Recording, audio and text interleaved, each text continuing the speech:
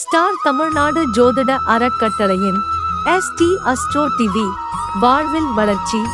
ST astro டிவியை கண்டு மகிழுங்கள். திருச்செங்கோடு குருபெயர்ச்சி யாகத்தில் இன்று அதிகாலை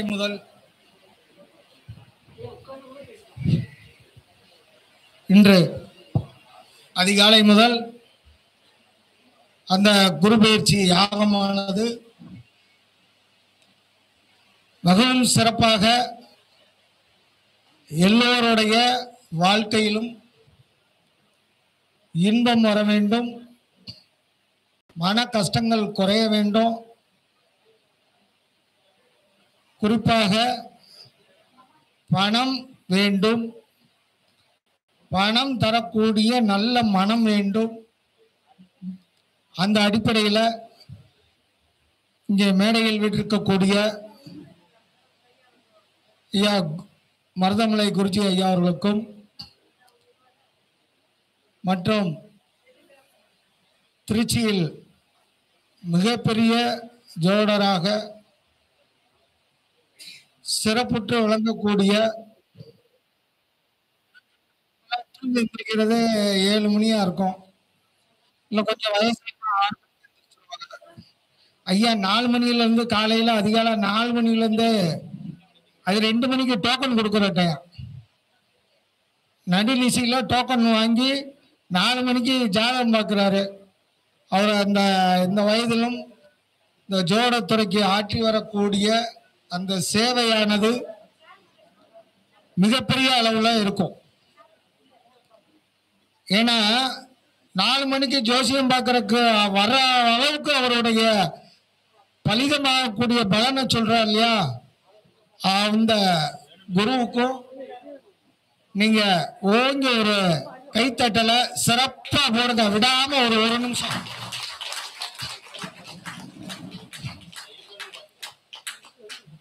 அடுத்து பேச இருக்கக்கூடிய எங்களுடைய இனிய நண்பர் திரு தங்கபாண்டியன் ஐயா அவர்கள் வர இருக்காங்க. அவருடைய சிறப்புரை ரொம்ப சிறப்பாகவே இருக்கும். இதுக்கு இடையில ஒரு சிற்றுரையாக இந்த குரு பயிற்சிக்கு பலன் சொல்லியிருக்காங்க. இப்படி 12 ராசிக்கு 12 ஜோசியர்கள் சொல்ல போறாங்க. இப்ப நான் சொல்ல போறது முதல் ராசி மேச ராசி.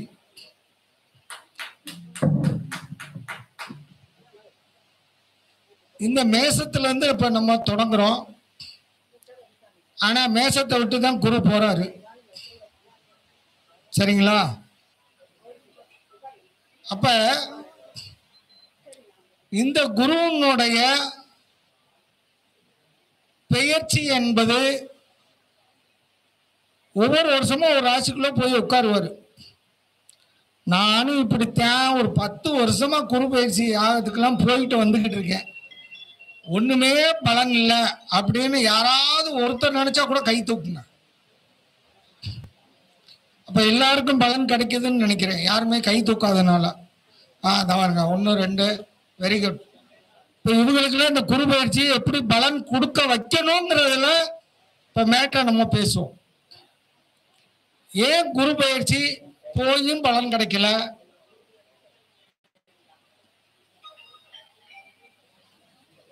இல்லை அந்த ஐயா கொஞ்சம் ஃபோனில் பேசிக்கிட்டு இருக்காரு, இங்கே கொஞ்சம் டிஸ்டர்ப் ஆகுது. நன்றி. இப்போ எல்லாரும் இந்த 9 மணி அளவில் இந்த திருச்செங்கோடில் தான் இவ்வளோ கூட்டம் இருக்கிறத பார்த்துருக்கோம். ஏன்னா பெரும்பாலும் நிறைய கூட்டங்கள் ஜோட மீட்டிங்கில் பார்த்தீங்கன்னா 10 மணி 10:30க்கு தான் வருவாங்க. அந்த அளவுக்கு இதை ரொம்ப சிறப்பாக நடத்தி கொண்டிருக்கக்கூடிய திரு ராஜா சங்கர் அவர்களுக்கு உங்களுடைய கைத்தட்டல் மூலம் அவருக்கு ஒரு வாழ்த்துக்களை சொல்லிக்கிறேன்.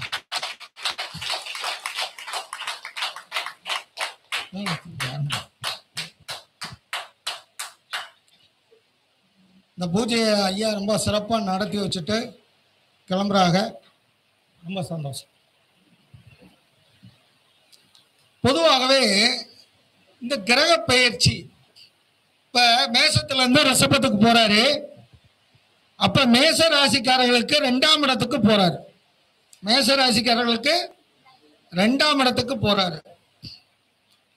இந்த மேச ராசிக்காரர்களுக்கு சூப்பரா இருக்கும். இந்த 2ஆம் இடத்தில் கோச்சார குரு போகக்கூடிய இந்த காலம் அவர்களுக்கு தன சம்பந்தமான பல யோக பலன்களை கொடுக்க போகுது அப்படின்னு நான் மட்டும் இல்ல, பல ஜோடர்களை யூடியூப்ல பாத்தீங்கன்னா குரு பயிற்சி ஆகிறதுக்கு போன வருஷத்துல இருந்தே ஒருத்தர் போட்டாரு. ஏன்னா நம்ம வீடியோ முதல் பார்க்கட்டும். என்னடான்னு பார்த்தா அடுத்து வரக்கூடிய குரு பயிற்சிக்கான பலன்கள் அப்படின்னு போன வருஷம் குரு பயிற்சி தாண்ட 1 மாசத்துல போட்டிருக்காரு. ஏன்னா நிறைய வியூவர்ஸ் வருவாங்க இல்லையா. இந்த குரு பயிற்சியானது முதல் நம்ம ஜோடர்களா இருக்கக்கூடியவர்கள் இங்க பொதுமக்களும் சேர்ந்து இருக்கீங்க. ஜோடத்துல என்ன சொல்லப்பட்டிருக்கு அப்படின்னா, இந்த பெயர்ச்சியை எப்படி கணக்கிடுவதுன்னு முதல் ஒரு கால்குலேஷனே இருக்கு. ஜோடத்துல ஒவ்வொரு கிரக பயிற்சிகளையும் கணக்கிடக்கூடிய முறைன்னு இருக்கு. ஆமா சார், 1ஆம் தேதி 1 மணிக்கு குரு பயிற்சி ஆகிறாரு, அதுதானே? அது கிடையாது. சில ஜாதகத்துல சில ராசிகளுக்கு 6ஆம் இடம் 8ஆம் இடத்துக்கு போயிட்டார்னா அகப்பட்டவனுக்கு அட்டமத்துல குருன்னு நம்ம நினைச்சுக்கிட்டு இருப்போம். ஆனா அந்த அகப்பட்டவன் திடீர்னு அந்த வருஷம் தான் எல்லாருக்கும் தெரிகிற மாதிரி டெவலப் ஆகும். எப்படா அப்படிங்கிற மாதிரி நம்ம ஒரு மீம்ஸை போட்டு விட்டு நம்ம கேட்குற மாதிரி இருக்கும். அதனால இந்த குரு பயிற்சி, கிரக பயிற்சி, சனி பயிற்சி, ராகு கேது பயிற்சிகள் சொல்லக்கூடிய வருடாந்திர கிரக பயிற்சிக்கு மூர்த்தி நிர்ணயம்னு ஒரு கால்குலேஷன் இருக்கு. அந்த மூர்த்தி நிர்ணயம்னா என்ன அப்படின்னா, அது லோக மூர்த்தியாக நம்மளுடைய முன்னோர்கள் சில கணக்கீடுகளை வச்சிருக்காங்க. இப்ப இந்த குரு பயிற்சி ஆகக்கூடிய அந்த நாள்ல என்ன நட்சத்திரம் சொல்லுங்க யாராவது ஒருத்தர். கிருத்திகை. Very good. இந்த குரு பயிற்சி ஆகக்கூடிய நாளைக்கு தான் ஆகுது, 1ஆம் தேதி. நாளைக்கு என்ன நட்சத்திரம்னு சொல்லுங்க, மறுபடியும் தெளிவா கேட்கிறேன். திருவோணம். சார், இந்த திருவோணம் சொன்னதுல ஏதாவது தப்பு இருக்கா? கரெக்டா சொல்லிட்டாங்களா? தப்பு யாரு சொல்லுங்க. நாளைக்கு என்ன நட்சத்திரம்? சந்திரனுடைய நட்சத்திரம் ரோகிணி. நன்றி. வேற யாராவது சொல்லுங்க. திருவோணம். திருவோணம் சரியா இருக்கா?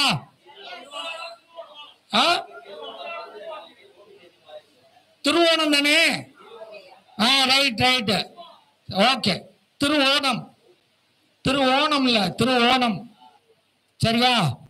நம்மளுக்கு அப்பப்போ ஒவ்வொரு ஊர் தமிழுக்கும் ஒவ்வொரு மாதிரி ஸ்டைல்ல வரும். திருவோணம். திருவோணம் எந்த ராசியில இருக்கு? Very good, very good.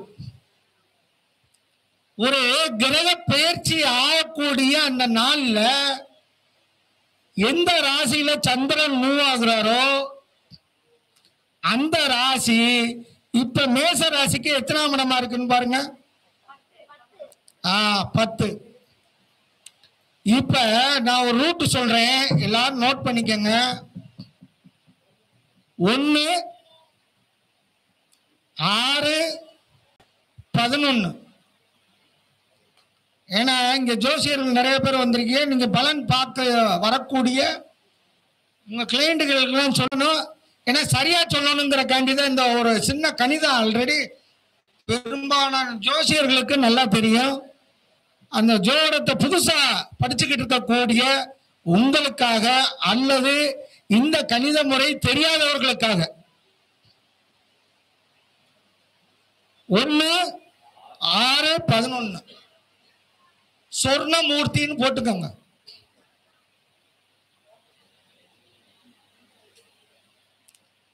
அடுத்து பாத்தீங்கன்னா 2 5 9 ரஜதமூர்த்தின்னு போட்டுக்கோங்க. ரஜத ரஜத இல்லைன்னா வெள்ளி மூர்த்தின்னு போட்டுக்கோங்களேன். முதல் சொன்னதுக்கு தங்க மூர்த்தி, ரெண்டாவது சொன்னதுக்கு வெள்ளி மூர்த்தி. அடுத்து 3 7 10. 3 7 10 இது என்ன 3 7 10ங்கிறத அடுத்து சொல்றேன். இதுக்கு தாமிர மூர்த்தி.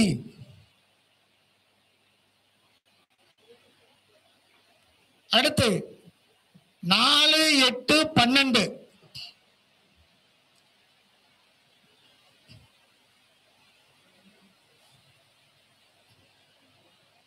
இப்ப என்னைய மேச ராசிக்கு பலன் சொன்னாங்க. இப்ப நீங்க பூரம் சொல்ல போறீங்க, நான் சொல்ல மாட்டேன். 4 8 12 லோகமூர்த்தி. லோகமூர்த்தி லோகம்னா இரும்புன்னு வச்சுக்கோங்களேன். சனிக்கு இல்லாம இரும்புன்னு வச்சுக்கோங்க. அது சனிக்குரிய லோகமா இருந்தாலும் இரும்பு. அதாவது இந்த குரு பெயர்ச்சியை 4 வகையாக பிரிக்கணும். இந்த குரு பெயர்ச்சியை 4 வகையாக பிரிக்கணும். இப்ப இந்த மகர ராசி மேச ராசிக்கு எத்தனாம் இடம்? மேச ராசிக்கு எத்தனாம் இடம்? 10. அப்ப 10ஆம் இடம் எந்த மூர்த்தியா வர்றாரு? தாம்பிரம். அப்ப காப்பர்ல வர்றாரு. அப்ப கோல்டுன்னா 100 எழுதிக்கங்க. சொர்ணமூர்த்தினா 100, ரஜதமூர்த்தி அப்படின்னா 75, காப்பருக்கு 50, லோகமூர்த்திக்கு 25. நல்லா கேட்டுக்கங்க. 100 75 50 25 அவ்வளவுதான். இப்ப இந்த மேச ராசிக்கு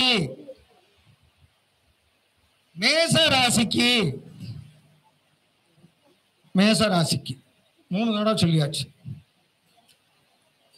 இப்ப குருவுக்கு எந்த மூர்த்தி வர்றாரு? அப்ப மேசத்துல இருந்து ரிஷபத்துக்கு போகக்கூடிய இந்த குருவானவர் தனஸ்தானத்துல போய் குரு உட்கார்வாரு. சூப்பரா இருக்குன்னு சொன்னா சரியா இருக்குமா தப்பா இருக்குமா? மீடியமா இருக்கும். 50-50 பிஸ்கட்டை வாங்கி சாப்பிடுங்க. கொஞ்சம் உப்பு கரைச்சாலும் ருசியா இருக்கும். 50% பலன் கிடைச்சாலும் நல்லா இருக்கும்னு சொல்லுங்க. இப்படித்தான் பார்க்கணும்னே சொல்லப்பட்டிருக்கு. இப்படியும் பார்க்கலாம்ல நான் சொல்லல. இப்படித்தான் இந்த குரு பயிற்சிக்கான பலாபலன்களை பார்க்கணும். இப்ப நான் ஒண்ணு சொல்றேன். 12 ராசிக்கு ஒரு முத்தாய்ப்பா சொல்லிடுறேன். அடுத்து ஒரு விரிவா சொல்லுவாங்க. இந்த கோல்டுன்னு சொன்னேன்ல, இந்த கோல்டன் சொல்லக்கூடிய அந்த மூர்த்தியாக வரக்கூடிய சொர்ண மூர்த்தியாக வரக்கூடிய ராசி எதுனா மகரம், சிம்மம், மீனம். இந்த ராசிக்கு பூரா சூப்பரா இருக்கும். இதுல இன்னும் சூப்பரா இருக்கிறதுக்கு என்ன வேணும் அப்படின்னா, அந்த ஜாதகருக்கு குரு தசையோ குரு புத்தியோ குரு அந்தரமோ இந்த ஒரு வருட காலத்துக்குள்ள நடந்தால் அந்த காலகட்டம் தான் அந்த சிறப்பான யோக பலனை தருங்கிறது சில ஜோட விதிகளாக இருக்கு. இப்ப மற்ற யாருக்கும் வராதா? எல்லாத்துக்கும் வரணும்.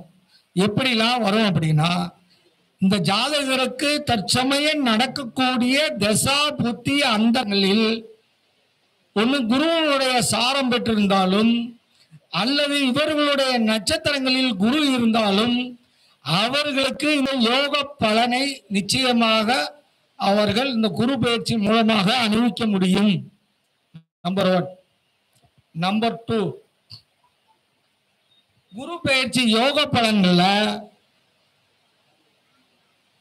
எனக்கு நடக்கல, எனக்கு அந்த தசை இல்லை, குரு சார வாங்கல அப்படிங்கிறவங்களுக்கு என்ன சொல்றது ஜோசியரா? இந்த குரு யோகத்தை தரக்கூடிய ஒரு இடத்துல அமைந்திருந்தாலும், யோகத்தை செய்யக்கூடிய ஒரு அற்புதமான சூழ்நிலை காலத்தில் இருந்தாலும், இத எனக்கு நீங்க சொன்ன மாதிரி குரு தசை நடக்கல, குரு புத்தி நடக்கல, குரு அந்தரம் நடக்கல, அல்லது குரு சாரம் பெற்றிருக்கக்கூடிய கிரக தசை புத்தியும் நடக்கல. அப்ப எனக்கு இந்த குரு நாள் கிடைக்க வேண்டிய பலனை நான் எப்படி அனுபவிப்பது? நல்ல இடத்துல இருக்கு. அப்ப அதை ஊக்குவிக்கக்கூடிய, இன்னொன்னு சொல்ல போனா இந்த கிரகங்களை ஆக்டிவேட் பண்ணக்கூடிய சில வழிபாட்டு முறைகள் இருக்கு. அது ஒண்ணும் இல்லை, எந்த செயலை செய்தாலும் நல்ல யோகா அமைப்புல இருக்கக்கூடிய இந்த குரு பயிற்சிக்குரிய ராசிக்காரர்கள் ஒவ்வொரு நாளும் வரக்கூடிய குரு ஓரையில் உங்களுடைய சங்கல்பங்களை, உங்களுடைய வேண்டுதல்களை ஒரு பேப்பர்ல குருவாக குருவே துணைன்னு சொல்லி உங்க குருவையும் மனசுக்குள்ள வேண்டிக்கங்க. அந்த குருவுக்கு உண்டான தேவதைகளையும் நீங்க மனசுல வேண்டிக்கங்க. உங்களுடைய ஒரு அழகா ஒரு மஞ்சள் பேப்பரை எடுத்துக்க, ஒரு மஞ்சள் பேப்பர், சின்ன ஒரு விசிட்டிங் கார்டு சைஸ்ல இருந்தாலும் போதும். அந்த குரு ஓரையில எழுதி பையில வச்சுக்கோங்க. எழுதி எந்த உண்டியல் எல்லாம் போட வேணாம், உங்க பை தான் உண்டியல்.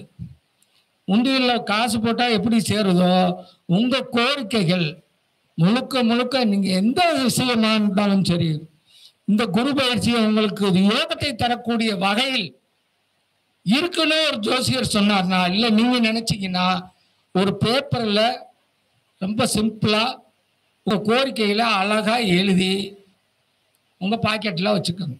அதுக்கு கொஞ்சோண்டு மஞ்சள் பேப்பர்ல மஞ்சளை தொட்டு வச்சு வைங்க, நிச்சயமா நடக்கும். இந்த குருவுடைய பலன் இந்த 12 ராசிக்காரர்களுக்கும் கிடைக்கிறதுக்கு உண்டான ஒரு வாய்ப்பு இருக்கு. அடுத்து இப்ப பாத்தீங்கன்னா மேச ராசிக்கு 10ஆம் இடத்துல குரு இருக்கு, நம்ம காப்பர்ல இருக்கு. அப்ப 50% தான் பலன் கிடைக்கும்னு சொல்லியிருக்கோம். இந்த 50% முழுசா கிடைக்கணும் அப்படின்னா அந்த குருவுக்கு உண்டான கிழமை எது? Very good. அந்த வியாழக்கிழமையில குரு ஓர எது? இல்ல காலையில தான் கேட்டேன். 6 to 7 இந்த நேரம் நல்ல நேரமா? சூப்பர். அந்த யமகண்டன் கரெக்டா டக்குன்னு சொன்னவங்களுக்காண்டி ஒரு கைத்தட்டல போடுங்க. ஏன்னா நம்ம ஜோசியர்களை நாம தான் பாராட்டணும். அந்த நல்ல நேரமா 6 to 7:30 யமகண்ட வேலை.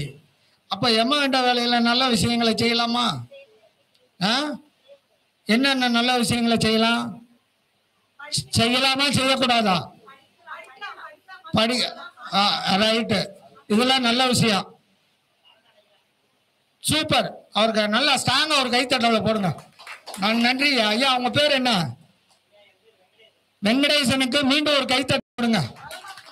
ஏன்னா யமகண்ட வேலையில நீங்க கடனை காலத்தால கொண்டு போய் கொடுக்க முடியுமா? முடியாது. அந்த கடனுக்கு உண்டான நீங்க ஏதாவது கடன் பட்டிருந்தீங்கன்னா ஒவ்வொரு வியாழக்கிழமையும் வரக்கூடிய காலையில 6 to 7:30 இருக்கக்கூடிய யமகண்ட வேலையில குரு ஓரையில அந்த கடனுக்கான தொகையை ஒத்த ரூபா உனக்கு தேவை அப்படிங்கிற பாடல் அடிப்படையில அந்த கடகாரனுக்கு ஒத்த ரூபாயை எடுத்து வச்சிருங்க. ஒரு பேப்பர்ல மடிச்சு வச்சிருங்க. கடன் தீரட்டும் அப்படின்னு அதுல எழுதி ஒத்த ரூபாயை மடிச்சு வைங்க, இல்ல 50 ரூபாயை மடிச்சு வைங்க, 100 ரூபாயை மடிச்சு வைங்க. உங்க கடன் அடுத்த குரு பயிற்சிக்கு முன்னாடி பல கோடி இருந்தாலும் அடைபட்டே தீருங்கிறதா இந்த ஒரு அற்புதமான மேட்டர். இது உங்களுக்கு யூஸ் ஆயிருக்கா? யூஸ் ஆகலையா? கொஞ்சம் லேட்டா போவோம். ஆள் ஒன்றும் அவ்வளோவா சிறப்பா இருக்காதுன்னு நினைச்சுக்கிட்டு லேட்டா வர்றவங்களுக்கு தகவலை நீங்க சொல்லுங்க. பாவம், ஏன்னா போய் அரங்க நிறைஞ்சிருக்கு. இருந்தாலும் என்ன காலையில என்ன நடந்துச்சுன்னா இந்த ஒரு மேட்டரை அவங்களுக்கு சொல்லி அவங்க கடனை தீர்க்கறதுக்கு உங்க பங்கை கொடுங்க. சரிங்களா? சரியா இருந்துச்சா? இப்ப குரு அப்படின்னாலே இப்ப மேச ராசிக்கு நல்ல பலன் அப்படிங்கிறத 50% யோக பலன் கிடைக்கும். மீதி 50% இந்த குரு ஓரையில குருவனுடைய கிழமைகள்ல வணக்கங்கய்யா, குருவனுடைய கிழமைகள்ல நீங்க பயன்படுத்தி கொண்டால் நிச்சயமாக இந்த குரு பயிற்சி இதுல ஏன் சிறப்புன்னு ஒண்ணு சொல்றேன் பாருங்க. எப்பவுமே காலபுருஷனுக்கு 2ஆம் இடம் தனஸ்தானம். அந்த 2ஆம் இடத்துக்கு காலபுருஷனுக்கு 2ஆம் இடத்துல போய் குரு உட்கார்றாரு. இதுக்குள்ள இன்னொன்னு ஜோசியத்துல சொல்லியிருக்கான், காரக பாவ நாஸ்தி. ஒரு தனபாவத்துல போய் தனகாரகன் குரு போய் உட்கார்ந்தால் தனம் நாஸ்தி ஆகும், பண விரயமாகும் அப்படின்னு சொல்றாரு. இந்த பொதுவான ஒரு பலனையும் நம்ம மனசுக்குள்ள வச்சுக்கணும். நான் மேச ராசிக்கு மட்டும் சொல்லல, ஏன்னா மேச ராசிக்கு 2ஆம் இடத்துல விரையாதிபதி, அவருக்கு 12 கூடவன் போய் உட்கார்றாரு. இதுல இன்னொரு முக்கியமான இடையில விட்டு போச்சு. இந்த குரு பயிற்சி பலன் ராசிக்கு சொல்றதா லக்கணத்துக்கு சொல்றதா? லக்கணத்துக்கு சொல்லணும்னு சொல்றவங்க மட்டும் கை தூக்குங்க. Very good. இந்த குரு பயிற்சி பலன் ராசிக்கு தான் பார்க்கணும்னு நினைக்கிறவங்க கை தூக்குங்க. ரைட், நன்றி.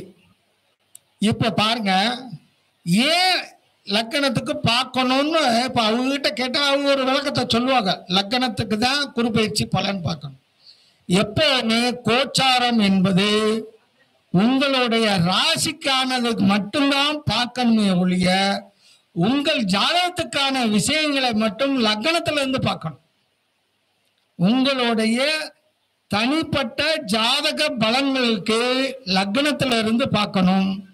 உங்களுடைய கிரக பயிற்சி கோச்சார பயிற்சி விஷயங்களை உங்களுடைய ராசியில இருந்து தான் பார்க்கணும் அப்படின்னு நான் சொன்னதா தயவு செய்து எடுத்துக்காதீங்க. நம்மளுடைய முன்னோர்கள், ஞானிகள், மகான்கள், ரிஷிகள் ஜோட நூல்ல அப்படிதான் சொல்லப்பட்டிருக்கு. ராசிக்கு தான் பலன் சொல்லியிருக்காங்களே ஒழிய லக்கணத்துக்கு நம்மளா ஒரு புதுசா ஒரு ட்ரெண்டை உருவாக்கணும்னு உருவாக்க கூடாது. அப்ப அதனுடைய ஆர்ஜின் ஒரிஜினாலிட்டியை கெடுத்துரும். லக்கணத்துக்காண்டி பலன் சொல்றேன் அப்படின்னு, நான் சூரியன் பிறந்த மாசத்துக்காண்டி பலன் சொல்றேன் அப்படின்னு ஒருத்தர் வந்தாருன்னா அது எப்படி தப்பா இருக்குமோ அது மாதிரி லக்கணத்துக்கு ஒரு பலனை எடுத்துதான் கோச்சார பலன் சொல்லணும்னு நீங்க விரும்புனீங்கன்னா இந்த ஜோடத்துல நீங்க ஒரு புதிய விஷயத்தை ஊக்குவிக்கிறீங்கள, ஒரு மேற்ற புதுசா கொடுத்து இந்த ஜோட கலைக்கு நீங்க ஒரு பங்கத்தை உருவாக்க போறீங்க அப்படின்னு எடுத்துக்கணும். அதனால ராசி பலன் என்பது கோச்சாரத்துக்கு ராசி பலன் தான் அப்படிங்கிறத நம்ம பார்க்கணும். சரிங்களா? அடுத்து பார்த்தீங்கன்னா இந்த லக்கணத்துக்கு உங்க ஜாதக ரீதியாக அது எவ்வாறு செயல்படும் அப்படின்னு மிங்கில் பண்ணி பார்க்கலாமே ஒழிய பொதுவாக கோச்சாரம் ராசிக்காக மட்டும்தான் பார்க்கணும் அப்படிங்கிறத நான் இந்த இடத்துல வலியுறுத்தி சொல்லிக்கிறேன்.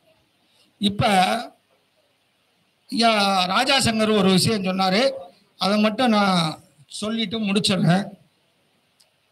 இந்த ஜோடத்துக்குள்ள நிறைய அற்புதங்கள் அங்கங்க போய் ஒளிஞ்சிருக்கு.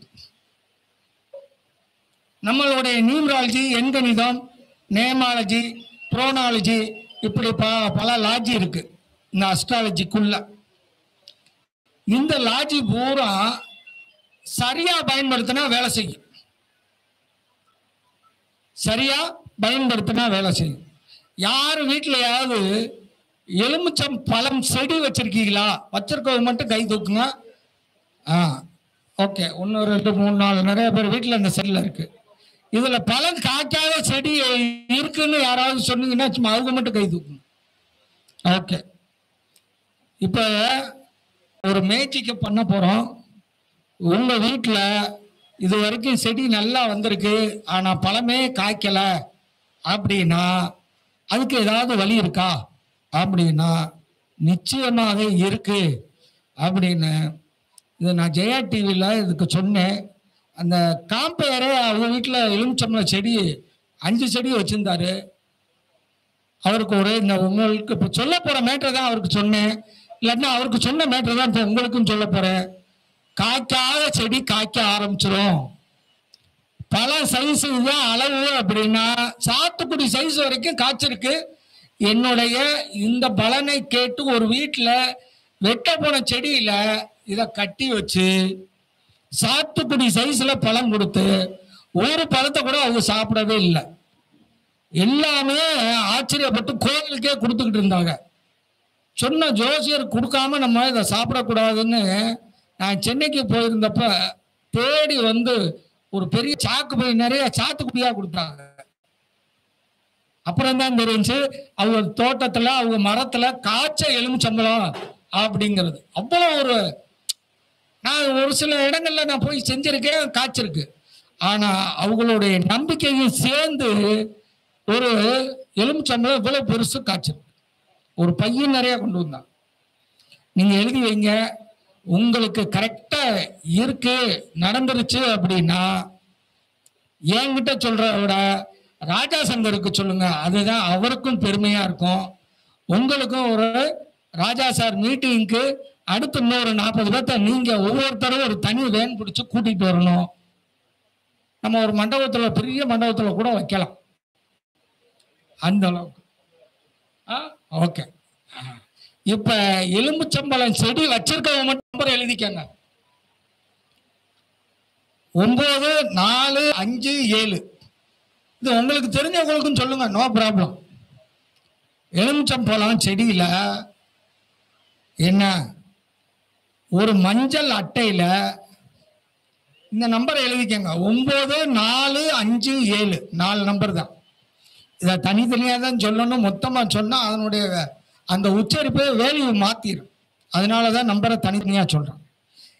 உங்கள் வீட்டு செடியில் மஞ்சள் அட்டையில் எழுதி சிகப்பு நூல் அப்படியே கோர்த்து அந்த செடியில் கட்டி விட்டுருங்க.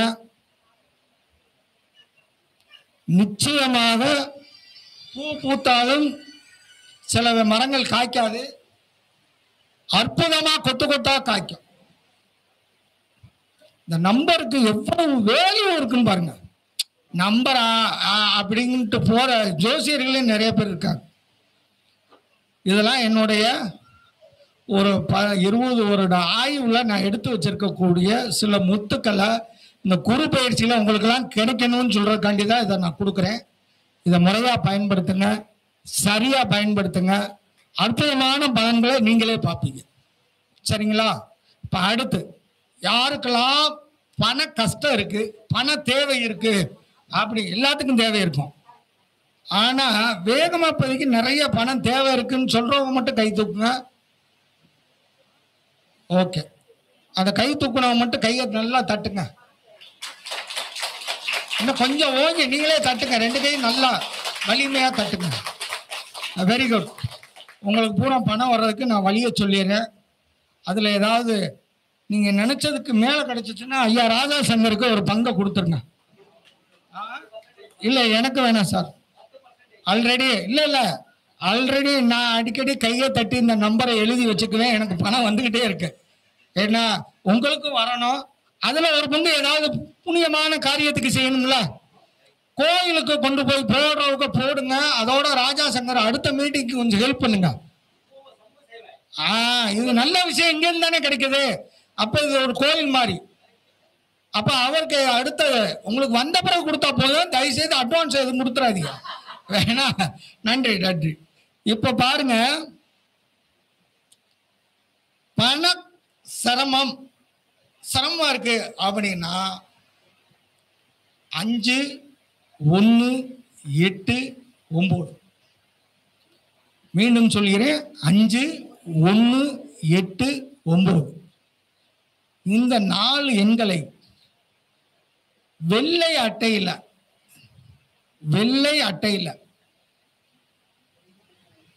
பிங்க் கலர் பேனால, பிங்க் கலர் இங்க்ல, ரோஸ் கலர் அந்த பிங்க் கலர் இங்க்ல எழுதி உங்க வீட்டில் தூங்கி எந்திரிச்சோன்னு பார்க்குற மாதிரி வைங்க. ஒரு சின்ன விசிட்டிங் கார்டு, வெள்ளையில் இருக்கக்கூடிய விசிட்டிங் கார்டில் இந்த நம்பரை எழுதி உங்க பாக்கெட்ல வைங்க, இல்லை பர்ஸ்ல வைங்க. 100% உங்களுடைய அவசிய தேவையான பணம் எப்படி வருதுன்னு தெரியாது, ஆனா வந்துடும். இது ஒரு பிரம்மாண்டமான ரகசியமான ஒரு விஷயம். சரிங்களா? என்ன சார்? அந்த எண்ணுக்கு இருக்கக்கூடிய ஒரு அற்புத சக்தினால உங்களுக்கு வருங்கிற. நம்ம ஜோசியர்களுக்கு ஆனா நான் சொல்ல வேண்டியது இல்லைன்னு நான் நினைச்சுக்கிட்டு சொல்றேன்.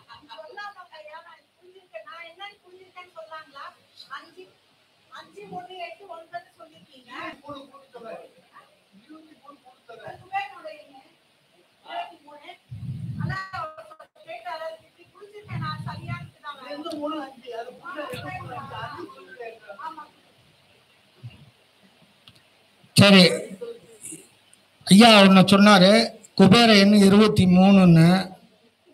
அது கிடையாது. இது எண் கணிதத்தில் வரக்கூடிய ஒரு சூட்சும எண்கள். இப்ப இந்த எண்ணெல்லாம் எங்க இருக்கு அப்படின்னு பாத்தீங்கன்னா, எண் இல்லாம எதுவுமே இல்லை. உங்க வண்டியை எடுத்தீங்கன்னா 4 நம்பரு. நம்ம இந்தியாவில் உங்க கார் எடுத்தீங்கன்னா 4 நம்பர் தான் கொடுப்பாங்க. நீங்க 2 வீலர் டிவிஎஸ் 50 எடுத்தாலும் 4 நம்பர் தான் கொடுக்குறாங்க. நீங்க கார் எடுத்தாலும், ஹுண்டாய் கார் எடுத்தாலும் சரி, கண்டசா கார் எடுத்தாலும் சரி, ஆடி கார் எடுத்தாலும் 4 நம்பர் தான் கொடுப்பாங்க. அதுக்காண்டி ஆடி கார் வாங்கிட்டீங்கன்னு 10 நம்பரா கொடுக்குறாங்க கிடையாது. அந்த 4 நம்பர் உங்களை இயக்கிக்கிட்டு இருக்குங்கிற ஒரு ரகசியத்தை நீங்க புரிஞ்சுக்கணும். இன்னொரு முக்கியமான ஒரு விஷயம்,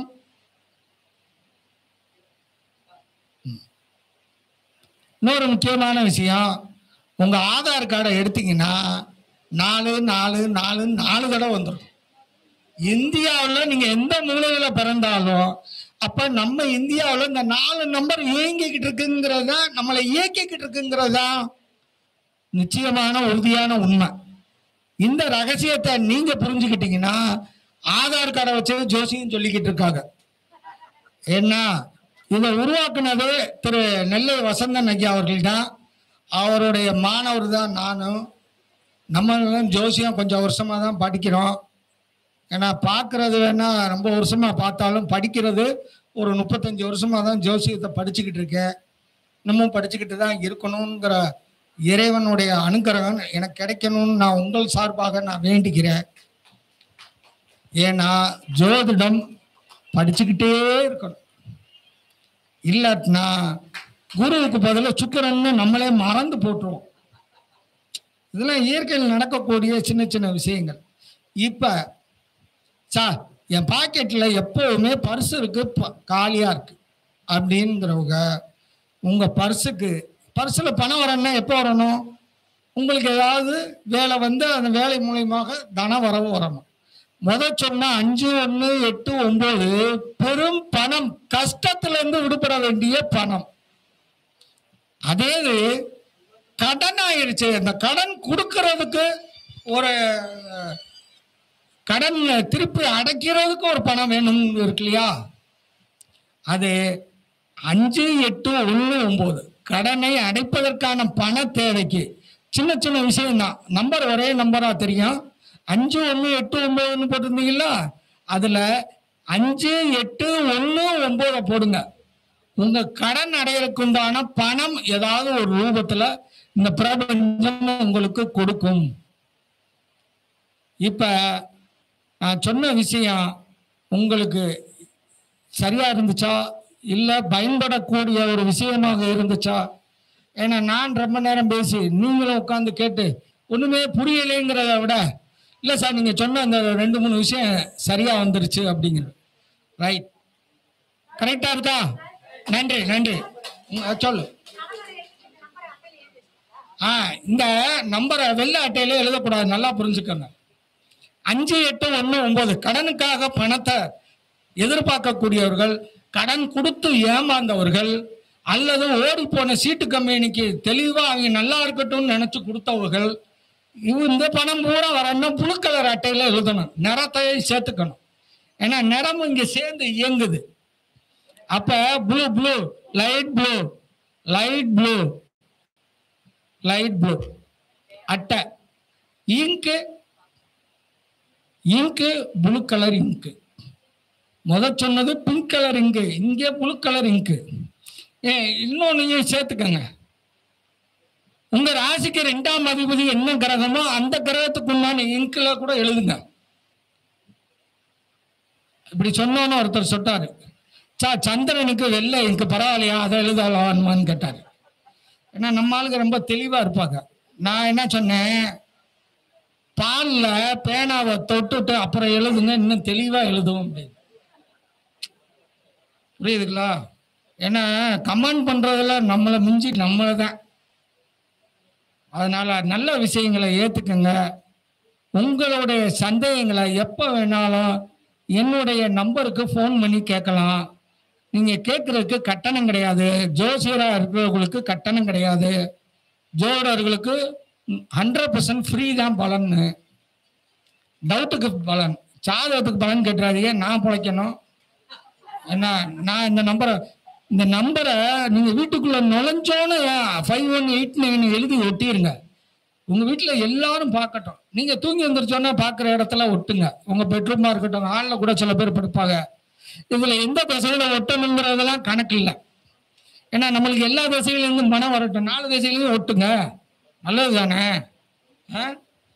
இப்ப பாருங்க, யாரு வீட்லயாவது கல்யாணத்துக்கு பொண்ணோ மாப்பிள்ளையோ, பெரும்பாலும் பொண்ணு வீட்டுக்காரங்க தான் நிறைய செய்முறை செய்யணும். என் நம்பரை எழுதிக்கிட்டு இருக்க புரிய வேணாம், நான் கடைசியா சொல்றேன். திருமணம் நடப்பதற்கு காசு பணம் வேணும் அப்படின்னு நினைச்சீங்கன்னா 69448 69448 அந்த பொண்ணுடைய அந்த பொண்ணுடைய இந்த கட்டை வரல் இருக்குல்ல, அந்த கட்டை வரல் கீழே இது என்ன மேடு? சுக்கிரமேடு. அதுல மட்டும் டெய்லி ஒரு பச்சை இங்கில் மட்டும் எழுதி வைக்க சொல்லுங்க. என்ன நம்பர் சொன்னேன்? 69448. அந்த பொண்ணு வேகமா கல்யாணம் பண்ணி சூப்பரான மாப்பிள்ளைய கையை பிடிச்சிட்டு போயிடும். இது நகை வாங்கணும், அதெல்லாம் வரும், எல்லாம் வந்துதானே நடக்கும். கல்யாணம் ஆகலேங்கிற கவலைப்படக்கூடிய பெண்ணுடைய கையில இந்த எண்ணெய் எழுதி வச்சிங்கன்னா டெய்லி இடது கை இடது கை இடது கை இடது கை சுக்கிரமேட்டில் எழுதுங்க. அம்மா இந்த நம்பர்லாம் அப்படி ஒரு மேஜிக்கை பண்ணிக்கிட்டே இருக்கும். ஒரு ஃபுல் மேஜிக். ஒரு தடவை எழுதினாலும் போகும். அதுக்கு பயம். ஒரு தடவை எழுதுனா எப்படி கல்யாணம் ஆகும்னு ஒரு நம்பிக்கை இல்லாத தன்மை இருந்துச்சுன்னா டெய்லி எழுத சொல்லுங்க. ஒரு 30 நாள்ல மாப்பிள்ளை வந்துருவேன். வந்தோடனே பொண்ணை பிடிச்சிருக்குன்னு சொல்லிக்கிட்டு வருவேன். வந்து பார்த்துட்டு பிடிக்கிறத விட பொண்ணு பிடிச்சிருக்கு ஓகே அப்படின்ட்டுருவேன். இதெல்லாம் நடந்த விஷயம். நான் நிறைய பேர்த்துக்கு நடத்தி காட்டிக்கிட்டு இருக்கேன். சரிங்களா? பசங்களுக்கு வலது கையில எழுதுங்க. வலது கையில நீங்க எழுத வேணாம், நீங்க எழுதுங்க. அவங்களா எழுதுனா கிறுக்கின மாதிரி ஆயிரும். கல்யாணம் எதனால தடையாகுதோ அந்த தடை நீங்கும். இப்ப பணத்தினால தடை இல்ல, அளவு கம்மியா இருக்கிறதுனால ஒரு ரூபாய் கட்டிட்டு போக மாட்டாங்க. பொண்ணு குட்டையா இருக்கு, பொண்ணு வளர்த்தியா இருக்கு, வர்ற மாப்பிள்ளை தூரம் குட்டையா வர்றாங்க, பார்த்துட்டு பொண்ணு வளர்த்தின்ட்டு போறாங்க. இப்படி எல்லா பிரச்சனையும் தீர்க்கக்கூடிய ஒரு அற்புதமான ஒரு அதிசயத்தை தரக்கூடிய நம்பர் தான் இப்ப நான் சொல்லியிருக்கேன். சரிங்களா?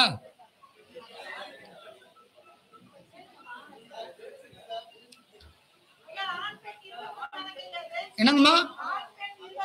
2 ஆணுக்கு வலது கை, பெண்ணுக்கு இடது கை.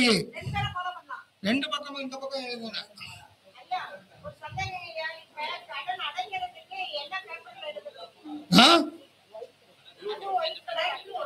நான் சொன்னேன் ப்ளூ கலர் 5819 லைட் ப்ளூ.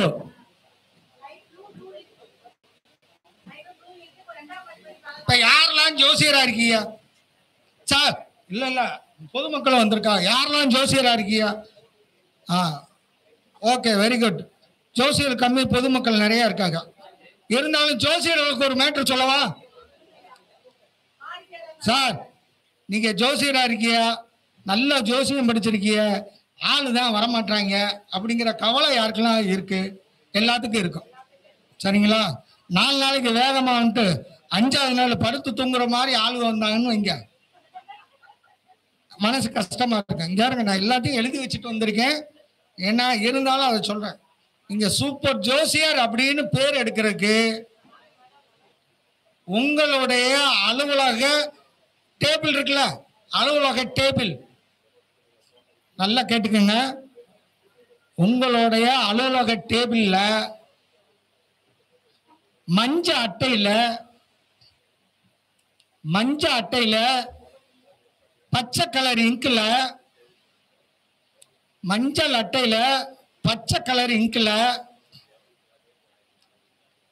ஒரு நீளமான அட்டையில 6252 6252 இந்த 4 நம்பர் உங்களை உலக புகழ் அடைய வைக்கக்கூடிய எண்.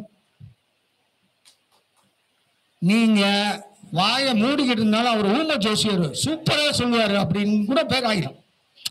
நீங்க ஊம ஜோசியர் அந்த சாவத்தை பார்த்துக்கிட்டு பேபான்னு நினைக்கிறோம்னு நீங்க என்னடா சொல்றது, நீங்க எப்படி எண்ணிக்கிட்டே இருப்பீங்க. அவர் கைவரல்லே காமிச்சுட்டாவே நடந்துரும், அந்த மாதிரி கூட பேராகும். ஏன்னா ஜோசியத்துல நீங்க என்ன சொல்றீங்களோ அந்த பலன் பலிதமாகும். உங்களுடைய பெயர் புகழ் அடைய ஆரம்பிக்கும். உங்ககிட்ட ஜாதகம் பார்த்தவங்க அருமையான ஜோசியர்னு உங்களை புகழ ஆரம்பிச்சுட்டா அடுத்த ஆள் வந்துருவாங்களா. அப்புறம் நான் இன்னும் சாப்பிடல, 11 மணிக்கு போய் சாப்பிட்டு வந்துடுறேன் அப்படின்னு சொல்ற அளவுக்கு நீங்க பிஸி ஆயிருவீங்க. நான் அதிக நேரம் எடுத்துக்கிட்டேன். என்னுடைய ஒரே ஒரு ஃபோன் நம்பரை வரணும் கேட்டதுனால நான் சொல்றேன், எல்லாருமே எழுதிக்கங்க. 98 94 54 15 77. என் பேரு மீனாட்சி சுந்தரம், சதயம் மீனாட்சி சுந்தரம்னு போட்டுக்கோங்க. நான் மதுரையில் இருக்கேன். சரிங்களா? மறுபடியும் தமிழில் நம்பர் சொல்லிடுறேன், 9894541577. நன்றி நன்றி நன்றி.